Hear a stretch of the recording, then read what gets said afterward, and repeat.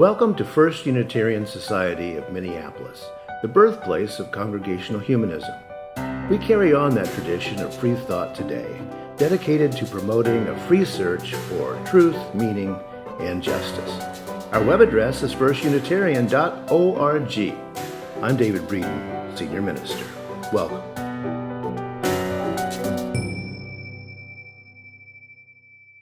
Well, whether we know it or not, I suspect that we all have a spiritual map, an itinerary for how our lives will go that we think we're following anyway. Authenticity, happiness, our true selves, finding that, the good life, the examined life that's worth living. There are lots of possibilities for what kind of map we ride around on, but what should it include? All those things, some of those things, how do we do that? Our title today is Renewing the Spirit of Self and Community, and that underlines one of the chief functions of a congregation as I see it. We focus on the renewal of both the self and our community every week. We renew the self through community and the community through self. We each get out our roadmap each week and we compare notes on how the trip's been. We share shortcuts and wondrous side trips. We can renew ourselves for the journey through talking with others who have had the same kinds of challenges that we've had. Mostly the fact that we do this every week adds up to fortifying and reinforcing each of us for the tough parts of the trip, which are most of them actually, right? And also we can see new roads. As a young person, I loved Bob Dylan and I loved his song Tombstone Blues.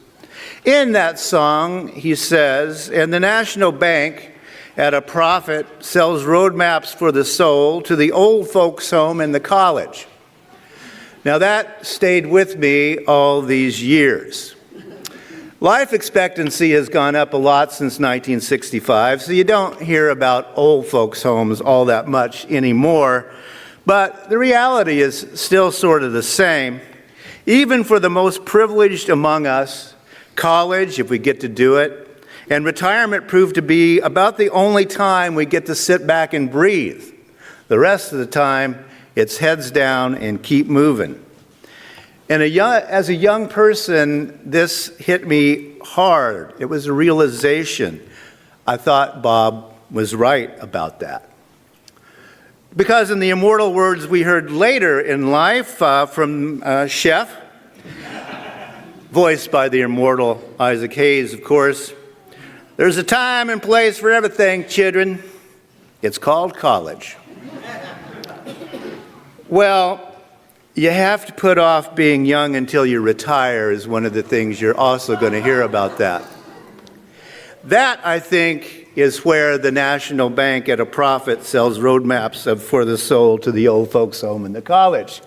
I think if any of you young folks want to talk to some of the older folks and the elders in the room, they will say, don't do that. That's the greatest mistake you will ever make, is waiting to be young until you're retired. Bob was warning about the capitalist machine, at least as I saw it as a young socialist, the capitalist machine that loads us all onto a conveyor belt and we become objects that generate profit for others, from college loan debt to medical debt at the end. I decided that I didn't want to do that.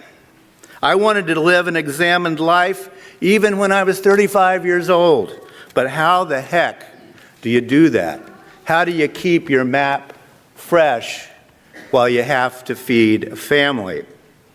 We know on this map, I think, that we carry in our heads where the edges usually are. Don't fall off over there. Usually we know where the center is. That might be family or justice or love or community and things like that. And sometimes we decide to realign our values, but unfortunately, for the most part, we just have to keep going. Usually, somehow though, we can find renewal if we start conversation. And that's why I believe in conversation so much.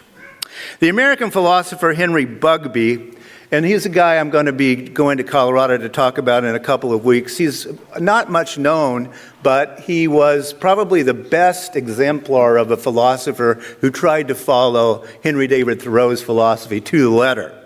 And he said, philosophy is the clarification of what we know in our bones. And that's why I am not afraid of philosophy, and I suggest you aren't either. It's about the clarification of what we already know. It's our intuition of what is right. Remember the quote from Walt Whitman I use fairly often, your heart knows what to accept and what to reject. I like that idea. It's simple, and it's what we all have to do from time to time somehow is stop and find out what we're really feeling in our bones. That's when renewal happens, isn't it? Taking the time to lean back and say, and take a breath for a moment. That's what congregating with others can do. We take time out to sit down with other human beings and think about that map and how well we're living into those things our bones have long ago told us.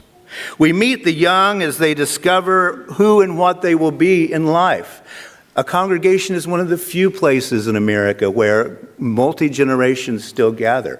The young meet the old meet the young. We elders perhaps can be of help. We share our roadmaps, we clarify, and together we can see how an examined, purposeful life can be lived, and we can discover that on our own.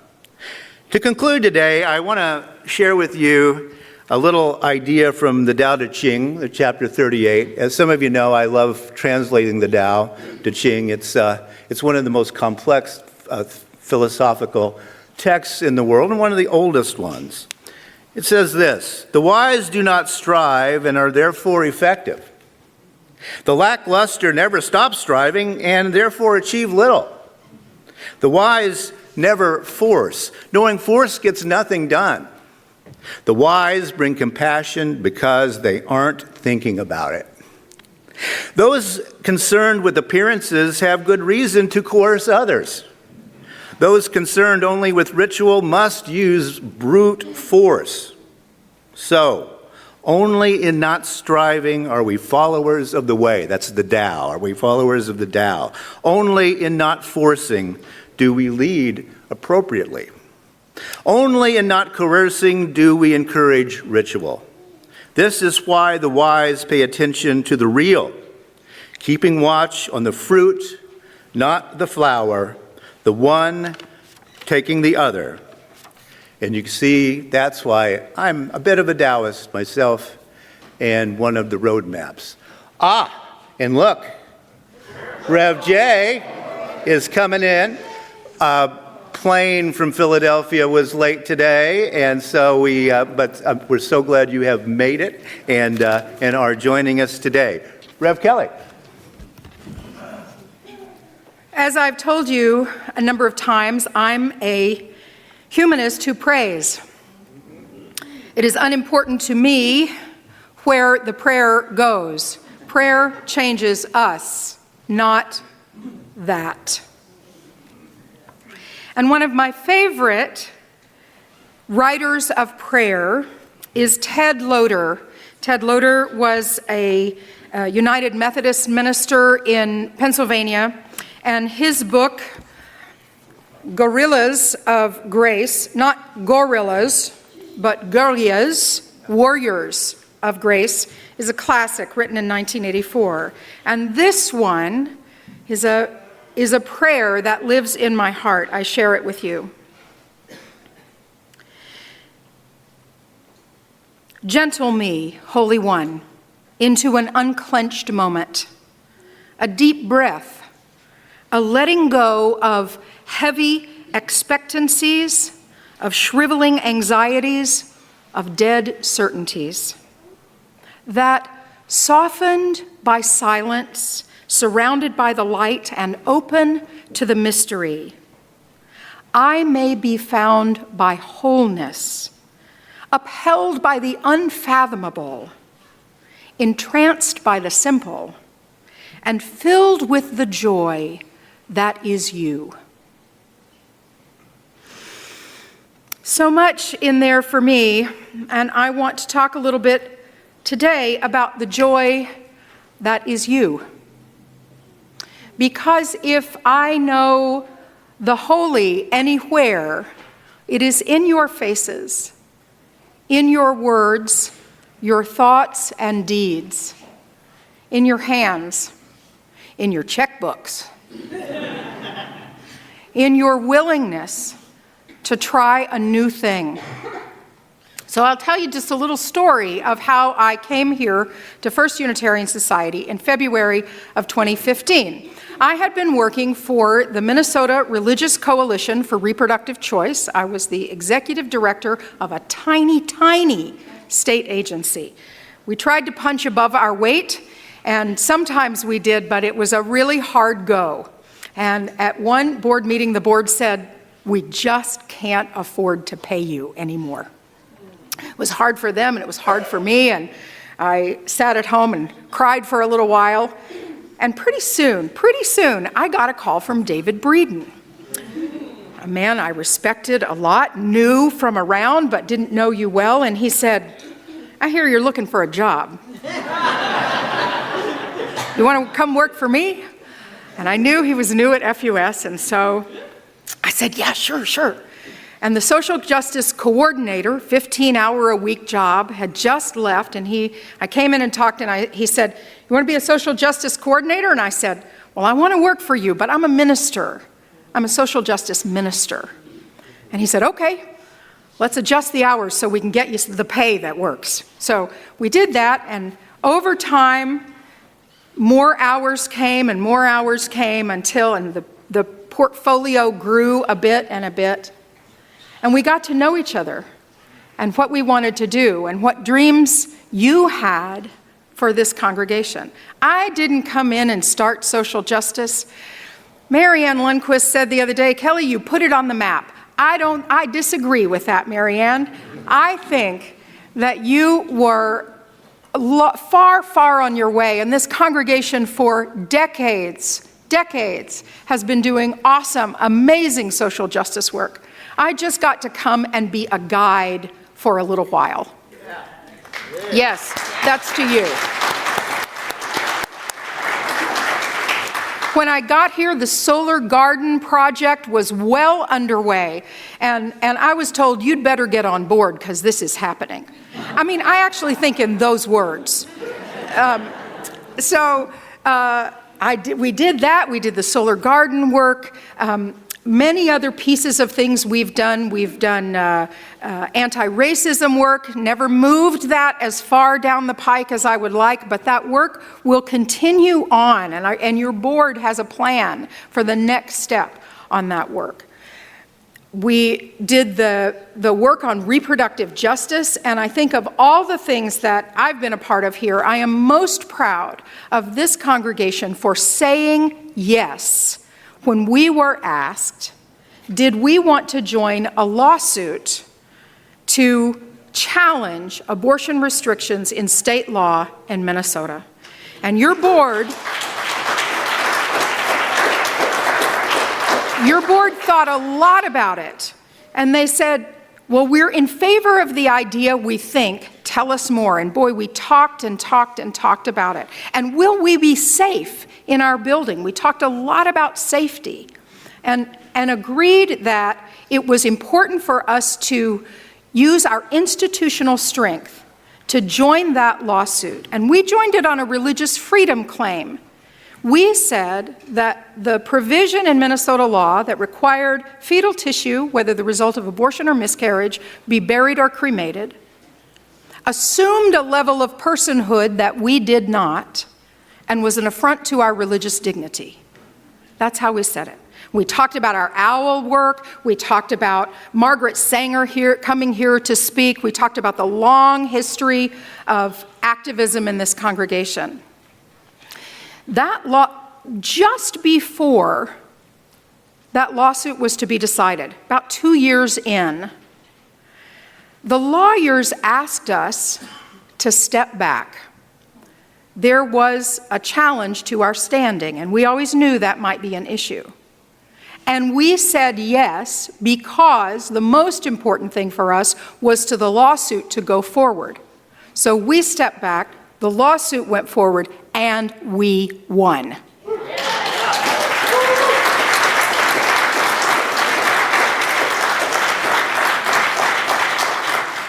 This past week, the last challenge to that lawsuit was overcome, and it's done.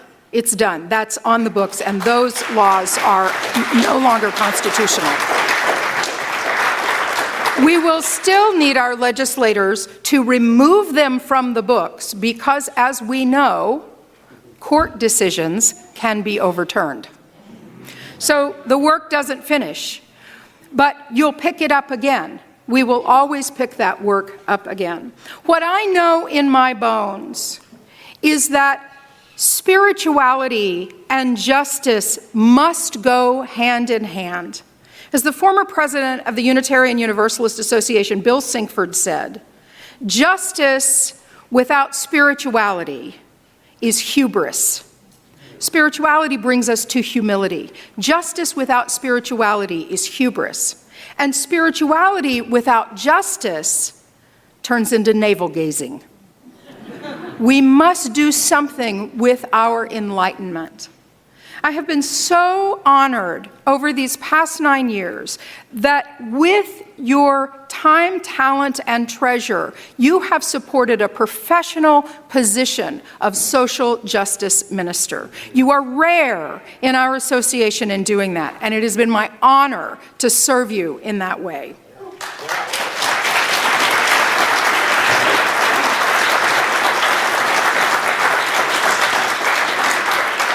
I've said this to many of you before. You've made me a better minister. I go to the Unitarian Universalist Fellowship of Ames, Iowa, starting in August, and feel confident about my ability to be the senior minister of that congregation because I've had a good example to follow, and because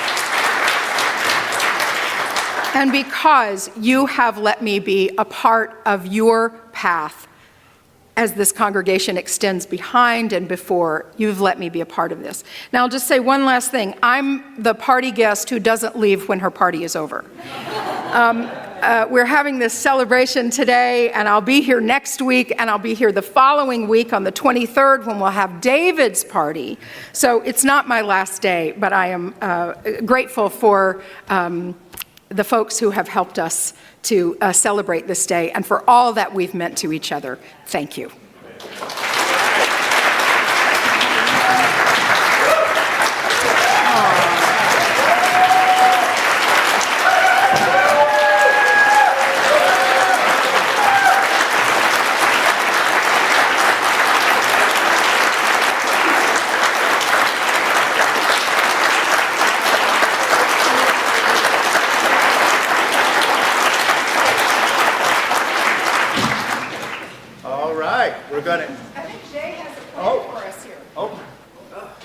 I'm sure if my mother is watching this, she would probably say one thing, Kelly: we don't go behind preachers and preach after them. But I would, if y'all don't mind, just can I love on you for a few minutes? For you, this is Reverend Kelly. For me, this is Auntie Kelly. And I have to speak to that, and I have to do what I felt moved to do when I began to do this work. I'm reminded of a song that would say simply, "A little more oil in my lamp, keep it burning." A little Caribbean song that they would often say, "A little more oil in my lamp, so I say. A little more oil in my lamp, keep it burning. keep it burning to the break of day. Auntie Kelli has been burning since I got here. And we know this for sure because of the work that she has already just explained. There is no way to experience Kelli without some kind of fervency. And so I want to offer this quick little narrative, if I may, that I grew up in Richmond, Virginia, part of my life, and there was a man by the name of Mr. Shepherd. Mr. Shepherd had a wonderful manicured lawn, and we as kiddos would go outside onto the street and play kickball. The funny thing is that if the kickball hit his lawn, he would come outside. We knew we did not want to do that, so we created a rule that if you kicked the ball into his yard, you had to go get it. So you were going to feel the weight of his fury. You were going to be scorched with attitude. You were going to be met with something that you just didn't want to deal with. If I may for a quick second tell you though, one day I ended up kicking that ball and it went into Mr. Shepherd's yard. And I had to sit with the fact that I was probably going to be scorched. I had to sit with the fact that I was going to get in trouble by this elderly man who kept his lawn perfect. So I decided when I kicked this ball this time actually to walk down the street, down his driveway, and onto his sidewalk and knock on his door. I knocked on his door and I said to him, "Can I get my ball?" He said, "Why didn't you just go and grab it like you normally do?" I said, "I notice that you do something very unique.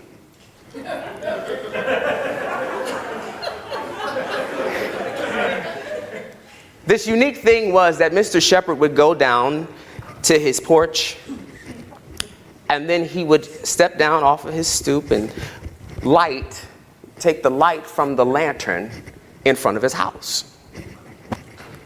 And then he would take that and then go and burn his grass with it." So I said, "I see you do this thing where you burn your grass." He said, "I do that to minimize the weeds. I do that because it makes healthy nutrients in my ground." It's a practice. He was a farmer at one point. And here he is sharing with me a little bit of why he burnt his grass and why it had such healthy potential the following season. I had to bring this to you because, Mr. Shepherd, like you, I call you a keeper of the flame. Keepers of the flame know how to set you ablaze. They don't just burn you, they actually warm you. They take the dim moments of circumstances. Some of you have had pastoral care, and they light it up for you to see yourself and see a reflection of who you are.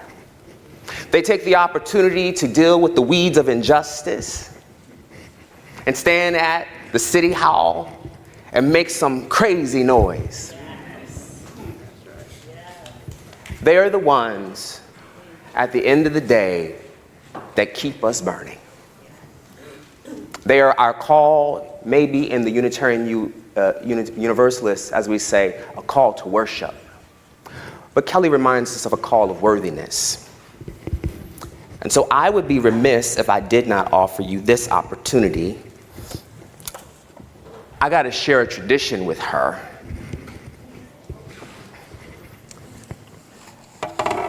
And I had to be very clear. I would like to extinguish this chalice. I would like to extinguish this chalice because you have been a chalice for me.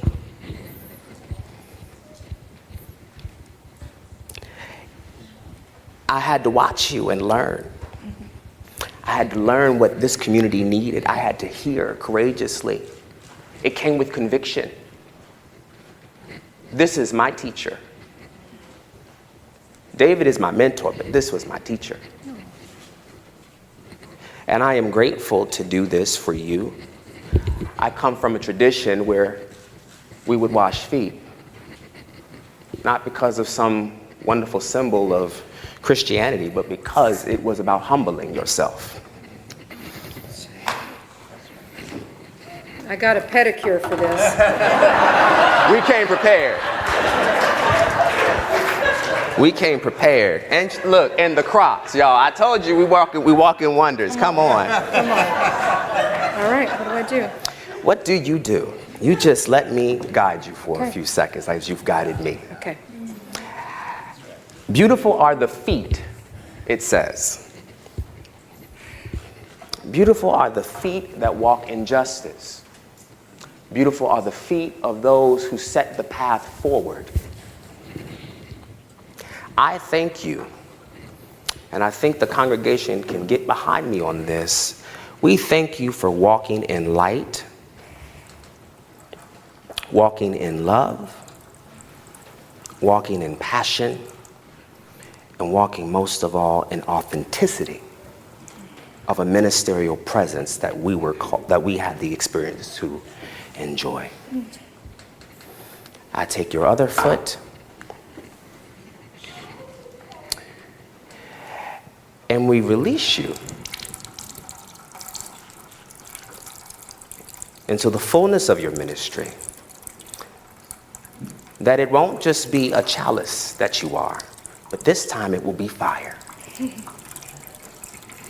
And you will set ablaze a new work, a new opportunity that will help a congregation grow, transform, and be exceedingly and abundantly of what they could have even thought or ask or think. Because you, in this space, in this humanist space, you are beyond belief.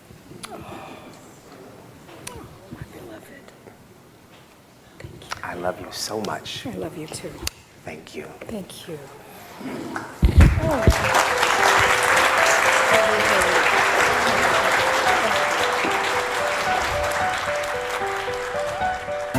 Thanks for listening.